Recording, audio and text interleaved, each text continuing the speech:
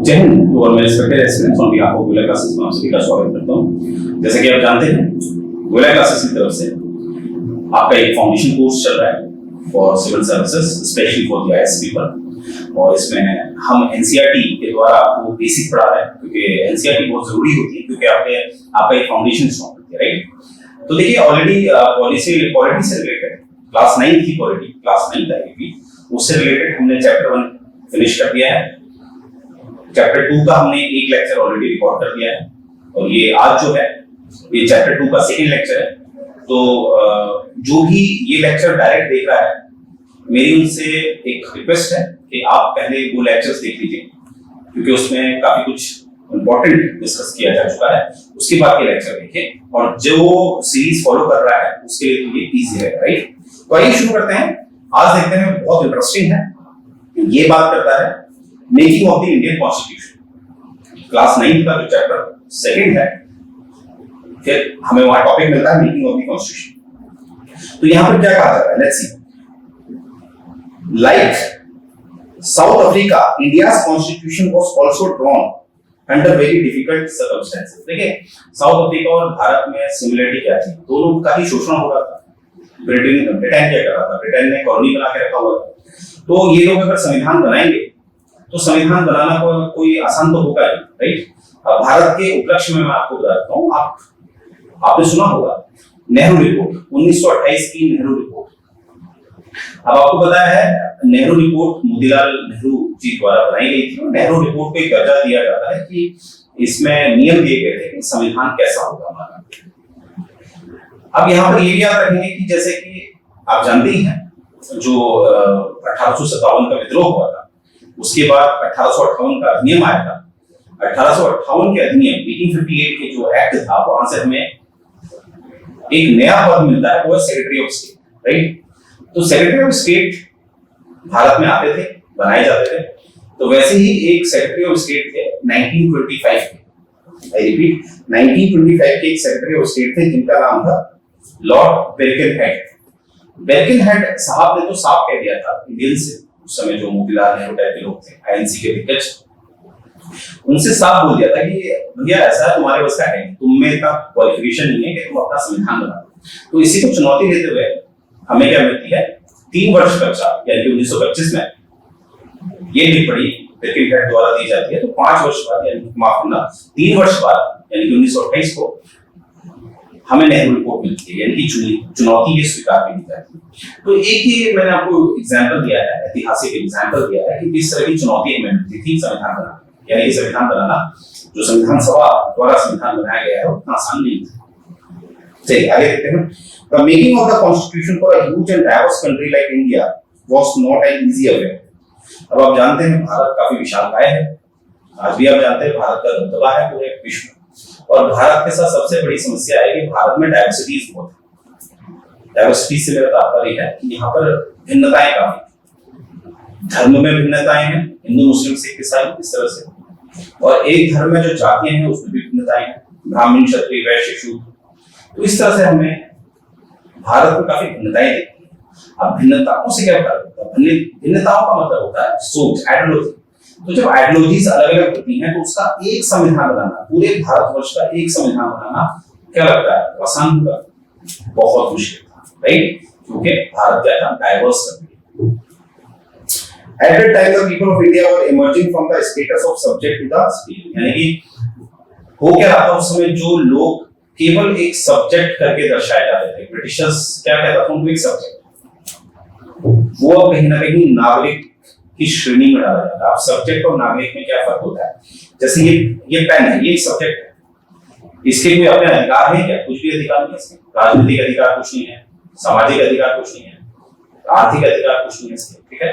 तो एक समय अंग्रेजों के समय पे आप समझ लीजिए, भारतीय तो कोई पेन था। अब ये पेन कहीं ना कहीं अब नागरिक बन जाती है, मतलब इनको अधिकार मिलता है, क्योंकि संविधान जब बनेगा तो इनको क्या मिलेगा, अधिकार, ठीक। The country was born through a partition on the basis of religious difference। आप जानते हैं, भारत का हमारा जो विभाजन होता है, उसका जो मूल आधार है वो है धर्म, हिंदू मुस्लिम, आप इस तरह जानते हैं। This was the traumatic experience for the people of India and Pakistan। ऐसा नहीं है कि भारत में पाकिस्तान में भी जो ये विभाजन हुआ, इसमें जो मारकाट हुई, करीबन 10 लाख लोग भारत की तरफ से भी मरे हैं और 10 लाख लोग पाकिस्तान की तरफ से भी मरे हैं। ठीक है, तो ये दोनों ही देशों के लिए ट्रॉमेटिक था, दर्दनाक स्थिति थी, राइट। आगे देखते हैं, ये मैं ऑलरेडी बता चुका हूं, at least 10 lakh people were killed on both side मतलब भारत और पाकिस्तान ऑन द बॉर्डर जब पार्टीशन हुआ था। देयर वाज अनदर प्रॉब्लम, इसके अलावा भी और समस्याएं, आइए देखते हैं। The British had left it to the ruler of the princely state to decide whether they want to merge with India or Pakistan। मतलब समस्या ये थी, जब ब्रिटिशर्स ने अंतिम में जब निर्णय किया कि भैया भारत को आजादी देनी, तो एक अधिनियम पारित किया गया 15 अगस्त 1947 को, माफ कीजिएगा 1947 को, माफ कीजिएगा 15 अगस्त 1947 को ही ये अधिनियम पारित होता है। उसमें ये लिखा जाता है, काफी क्लॉज दिए गए थे, जैसे एक का क्लॉज में आपके साथ डिस्कस कर लेता हूं। पहला जो संविधान सभा थी, अब इसको स्वतंत्र कर दिया गया था, यानी कि संविधान सभा 15 अगस्त 1947 से एक संसदीय भूमिका में भी आ चुकी थी, जिसकी अध्यक्षता करते थे हमारे जीवी महामंडल। वैसे ही एक और नियम था, वो नियम था कि जो हमारी जो प्रिंसली स्टेट थे, जो राजा रजवाड़े थे, उनको ये विकल्प दिया था, या तो वो भारत से जुड़ सकते हैं, या वो पाकिस्तान से जुड़ सकते हैं, या वो अपने आप को स्वतंत्र रख सकते हैं। अब ये जो तीसरा वाला था, स्वतंत्र रख सकते हैं, ये बड़ा चुनौतीपूर्ण था, क्योंकि बहुत सारे प्रिंसली स्टेट ने अपने आप को स्वतंत्र रखने की कोशिश करी, और इस स्वतंत्रता के कारण भारत और पाकिस्तान आपस में लड़ा। उदाहरण आपका जम्मू एंड कश्मीर को आप ले सकते हैं। तो उस समय महाराजा हरि सिंह ने अपने आप को स्वतंत्र रखने की पहले प्रयास किया, तो पाकिस्तान ने उसमें आक्रमण करने का प्रयास किया, तो वहीं पर फिर नेहरू जी ने भारत सेना भेजी। तो इस तरह से आप देख रहे हैं कि ये भी बड़ा चुनौतीपूर्ण था। तो यानी कि ब्रिटिशर जो थे, जब वो वापस गए तो उन्होंने कहीं ना कहीं जानबूझकर कुछ ऐसे नियम डाल दिए जिससे कि भारत और पाकिस्तान आपस में लड़े और वो कभी भी एक मजबूत देश ना बन पाए। आगे देखते हैं, when the constitution was being written, the future of the country did not look as secure। मतलब जब संविधान लिखा जा रहा था, आप जानते हैं 1946 से 1949, 1946 से लेके 1949 तक हमारा संविधान बनता है, 2 साल 11 महीने 18 दिन लगते हैं। तो हमें ये दिखता है कि इन वर्षों में, इन 2 साल 11 महीने 18 वर्षों में जो संविधान हमारा बन रहा था, तो जो संविधान बना रहे थे वो उनको ये बिल्कुल यकीन नहीं था कि जो हम संविधान बना रहे हैं क्या वो सही चलेगा, क्या एक मजबूत देश बनेगा। The maker of constitution had anxiety about the present and the future of the country। मैंने आपको बताया था कि भविष्य क्या होगा। जो संविधान सभा के सदस्य थे वो खुद कंफ्यूज थे। आगे देखते हैं, The path to constitution। अब देखते हैं क्या इसमें कहा जा रहा है। Despite all these difficulties, there was one big advantage for the maker of the Indian Constitution। यानी कि जितनी भी चुनौती थी उसमें कहीं ना कहीं एक कुछ अच्छा, वो क्या था? Unlike South Africa, they did not have to create consensus about democratic India should look like। यानी कि जैसे दक्षिण अफ्रीका में क्या था, जब वहां का संविधान बना तो वहां पर सभी लोगों से सहमति मांगी थी, सभी लोगों को बनवाना था। परंतु भारत में ये स्थिति नहीं थी। क्यों? क्योंकि भारत में क्या बना था, एक संविधान सभा बनी थी।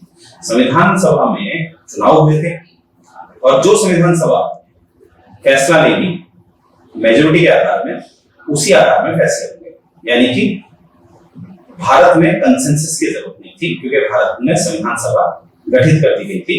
तो अगर भारत के एक हिस्से में अगर आंदोलन हो रहे हो जिसकी मांग अनैतिक है, उससे कोई फर्क नहीं पड़ रहा, क्योंकि सारा का सारा निर्णय कौन ले रहा था? संविधान सभा के सदस्य।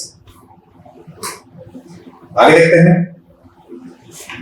our national movement was not merely a strong against the foreign rule, it was also a struggle to regenerate our country and to transform the society and politics। देखिए, भारत की जो आजादी की लड़ाई थी वो केवल भारत की आजादी तक ही सीमित नहीं थी। चुनौती क्या थी? भारत के जो लोग कम पढ़े लिखे थे, ज्यादा कट्टर थे, ऑर्थोडॉक्सी थी, शिक्षा का दर लगभग 7% था, तो उसको भी तो ठीक करना था, ये भी चुनौती थी।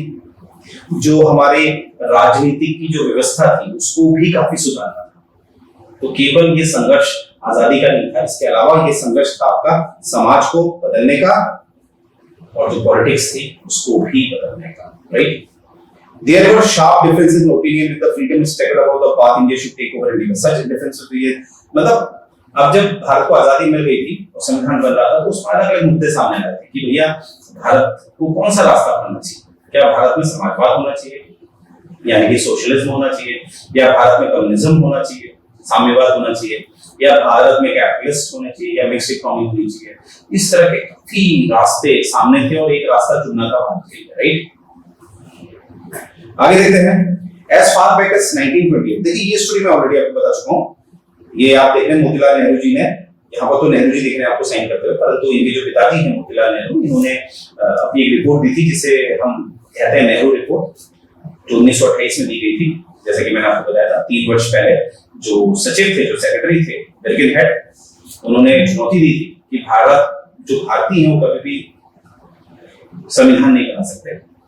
तो इसी चुनौती को लेते हुए मोतीलाल नेहरू जी 1928 में नेहरू रिपोर्ट देते हैं, जिसे हम एक दर्जा देते हैं संविधान का, क्योंकि उसकी बहुत सारी बातें हैं जो आज भी हमारे संविधान में हमें दिखती है, राइट। तो ये ऑलरेडी मैं आपको बता चुका हूँ। यहाँ पर आप देखेंगे जैसे कि कुछ उस समय की जो नेहरू रिपोर्ट में जो कुछ नियम लिखे थे वो क्या क्या थे।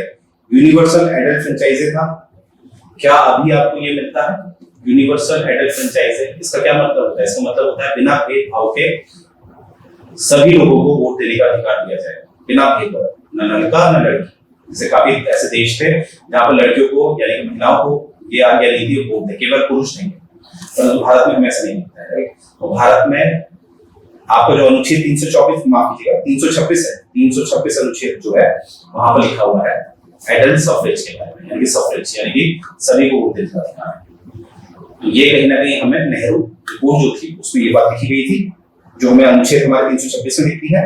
राइट टू फ्रीडम की बात थी, आपको पता है हमारा अनुच्छेद 19 है वो हमें राइट टू फ्रीडम देता है, और इक्वलिटी की बात की गई थी, समानता की बात की गई थी, जो हमारे आर्टिकल 14 में आपको दिखता है।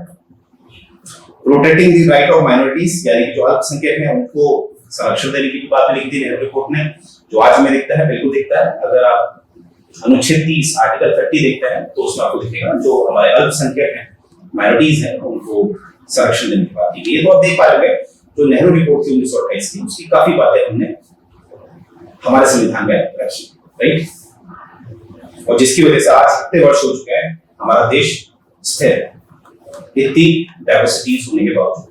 आगे देखते हैं Thus, some basic values were accepted by all leaders much before the Constituent Assembly met to deliberate on the Constitution. The family is the political institution on rule also. ठीक है? जब हमारा संविधान बन रहा था तो आपको पता है सबसे ज्यादा जो सीट लेके आए थे वो आईएनसी लेके आई थी, 208 सीटें लेके आई थी, और बाकी और भी लोग बैठे थे। यानी कि संविधान सभा में भी तो हमारी डाइवर्सिटीज थी, मानते हैं बात आप? ठीक है। अब समस्या क्या है? समस्या ये है कि जब इतनी डाइवर्सिटीज थी तब भी संविधान हमारा बनकर तैयार हो गया। ऐसा कैसे? इसके पीछे कारण बताया जा रहा है क्योंकि पहले से ही कुछ बातें तो मान ली गई थी, इसके उसमें ज्यादा बहस हुई। जैसे अभी मैंने बताया आपको नेहरू रिपोर्ट से, जो मैंने अभी आपको बताया था, जैसे एडल्ट सफरेज, समानता, ये बात हमने अपनाई तो इसलिए मान ली गई वो बात, क्योंकि वो तो पहले की थी, 1928 से आई थी। और कुछ जो हमारे राजनीतिक संस्थान बनाए गए, जैसे चुनाव आयोग होगा, हमारे वहां जो लोकतंत्र होगा वो पार्लियामेंट्री फॉर्म ऑफ डेमोक्रेसी होगा, प्रेसिडेंशियल फॉर्म ऑफ डेमोक्रेसी नहीं लेंगे, क्योंकि जो ब्रिटेन इस्तेमाल करता था वो पार्लियामेंट्री फॉर्म ऑफ डेमोक्रेसी को करता था, तो भारतीय उससे पहले से ही वाकिफ थे।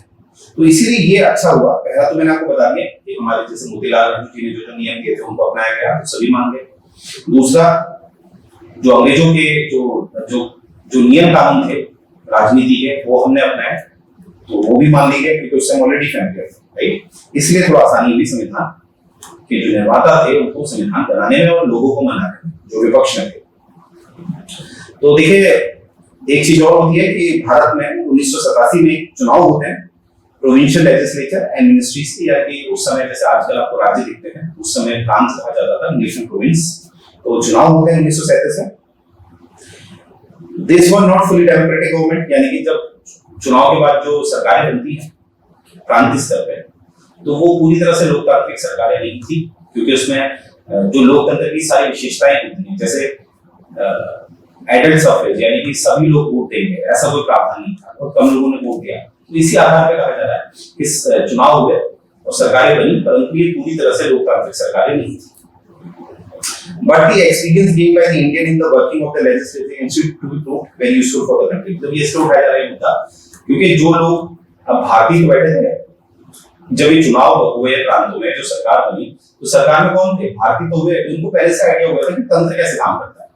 तो इसीलिए जब ये नियम डाले गए थे संविधान में, तो सभी लोगों ने स्वीकारा क्योंकि वो ऑलरेडी फैमिलियर थे। इसलिए हमें दिखता है जो अंग्रेजों द्वारा एक अधिनियम बनाया गया था गवर्नमेंट ऑफ इंडिया 1935,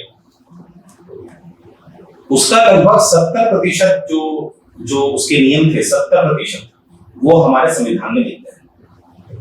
हम लोग इतने फैमिलियर थे ब्रिटिशर्स से, ठीक है, तो इसीलिए ये फायदा हुआ हमें, यानी कि ब्रिटिशर्स ने हम पे शासन किया, हमारा शोषण किया, वो बात सही है, परंतु ब्रिटिशर्स से हमने काफी कुछ सीखा भी है, ठीक है। इसीलिए हमारा जो गवर्नमेंट ऑफ इंडिया 1935 है, जो ब्रिटिशर्स ने बनाया था, उसका 70% भाग हमें कहाँ मिलता है? हमारे संविधान।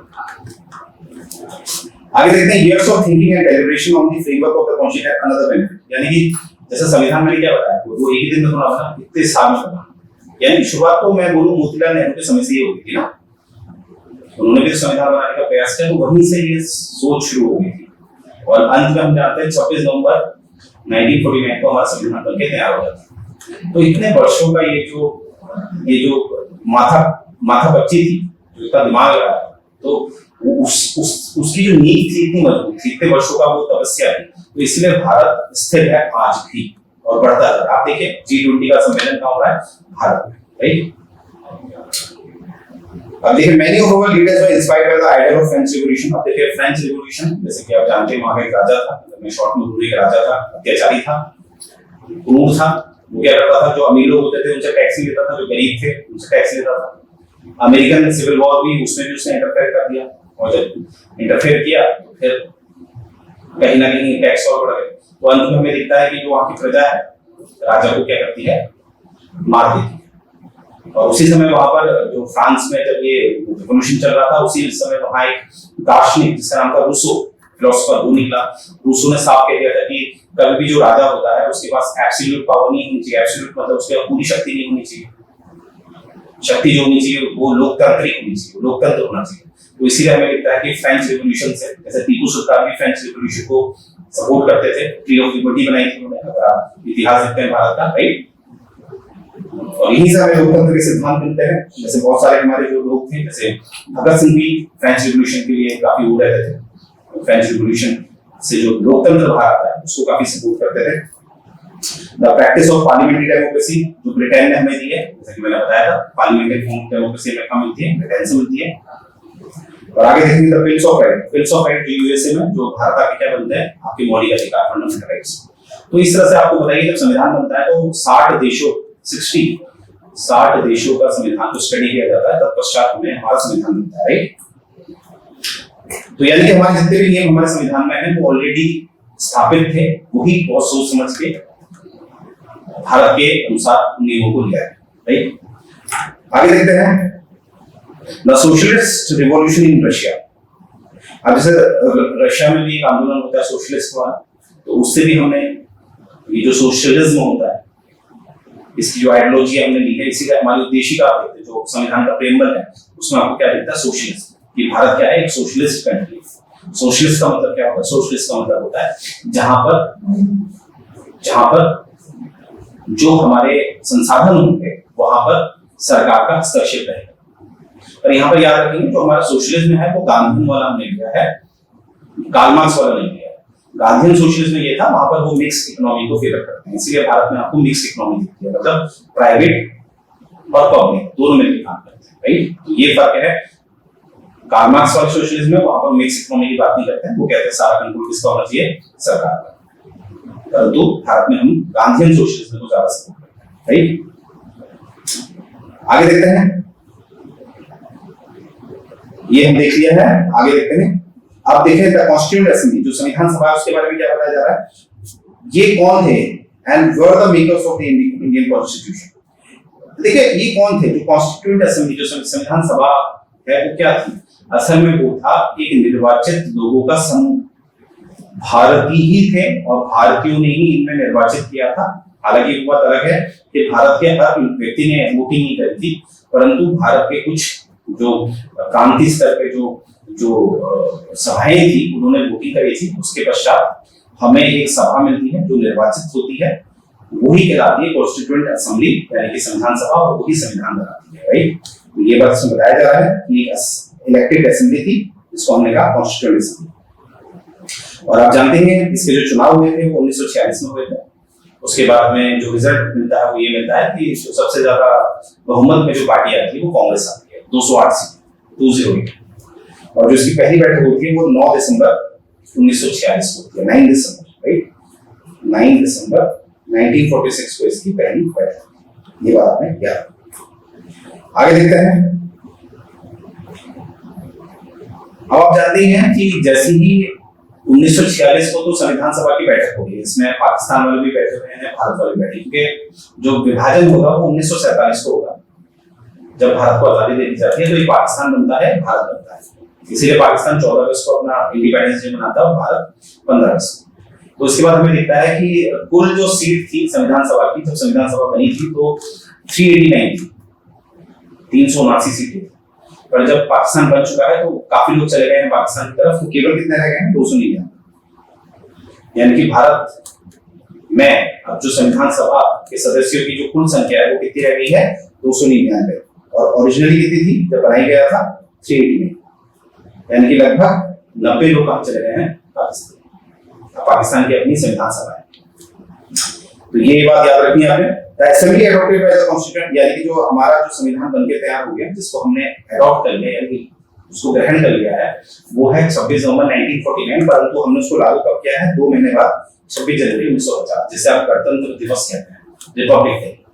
26 नवंबर 1949 को एडॉप्ट हो गया हमारा संविधान, हमने ग्रहण कर लिया अपने संविधान को, परंतु उसे लागू किया है हमने 2 महीने बाद। उसके पीछे एक ऐतिहासिक कारण है, राइट, क्योंकि 1929 का जो लाहौर अधिवेशन हुआ था, जिसमें पहली बार पूर्ण स्वराज की जो मांग थी वो औपचारिक रूप से स्वीकृत हो गई थी।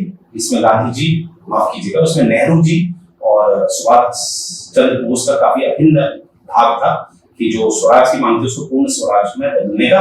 और कहीं ना कहीं फिर यहाँ पर ये घोषणा होती है कि हर वर्ष 26 जनवरी को क्या मनाया जाएगा? इंडिपेंडेंस डे, भारत की आजादी का दिवस मनाया जाएगा हर वर्ष। तो इसीलिए 26 जनवरी को श्रद्धांजलि देने के लिए, कॉमेमोरेट करने के लिए 2 महीने पश्चात संविधान को लागू किया गया, राइट। ये बात आपने ध्यान देनी है। अब यहाँ पर एक क्वेश्चन है, why should we accept the constitution made by this assembly more than 6 decades? यानी कि अभी तक हम जो संविधान बन के तैयार हुआ था 26 नवंबर 1949 को, जिसको लागू किया गया था 26 जनवरी 1950 को, और आज लगभग 70 वर्ष से ज्यादा हो गए हैं। यहाँ पर 60 लिखा है क्योंकि एनसीईआरटी का डेटा है, थोड़ा पुराना है, परंतु हम आज मानेंगे 70 वर्ष से ज्यादा हो गए हैं। तो आज भी इनमें से क्यों मानते हैं? इसके पीछे क्या कारण है? और एनसीईआरटी ने बहुत खूबसूरत समझा रखा है। ये मैं आपको दूंगा नेक्स्ट लेक्चर पे। देखिए, क्योंकि लेक्चर बहुत लंबा बनाना मैं समझता हूँ ठीक नहीं है, क्योंकि जब आप रिवीजन करते हैं तो लेक्चर छोटे-छोटे 30 मिनट के हैं। 30 मिनट भी वैसे बहुत होता है, परंतु एनसीईआरटी के लिए 25 से 30 मिनट कुछ नहीं होता है। तो ये 25 से 30 मिनट इसलिए बनाए जा रहे हैं जिससे कि आप लोग रिवीजन करते समय, आपको वो रिवीजन करते समय पर्टिकुलर टॉपिक के लिए कोई पूरा वीडियो देखने की जरूरत ना हो, राइट। तो मुझे उम्मीद है कि ये लेक्चर्स आपको पसंद आ रहे होंगे और इसका जो शेष भाग है वो आपको कल मिलेगा, राइट। तो मेन बात देख लीजिए, यहाँ पर ये है कि आपको जो ये कोर्स ऑफर किया जा रहा है इसमें काफी डेटा है, जैसे कि आप देख पा रहे हैं किस हिसाब से आपको पढ़ाया जा रहा है, किस स्थिरता से आपको पढ़ाया जा रहा है, स्टेबिलिटी से आपको पढ़ाया जा रहा है। तो ये जो कोर्स आपको ऑफर किया जा रहा है ये मात्र 2999 का ऑफर किया जा रहा है। वैसे इसका जो प्राइस है वो 5999 है, फिलहाल अभी ये डिस्काउंट चल रहा है। तो आप जल्द से जल्द लॉग इन करिए और अपनी तैयारी को बेहतर बनाइए। और ये सूचना उस तक भी पहुंचाइए जो सच में, जो सीरियसली एक सिविल सर्वेंट बनना चाहता है, राइट। तो मुझे उम्मीद है ये लेक्चर आपको पसंद आ रहा होगा, और पसंद आ रहा है तो कमेंट करिए, क्योंकि आपके कमेंट में प्रोत्साहित करते हैं। जय हिंद।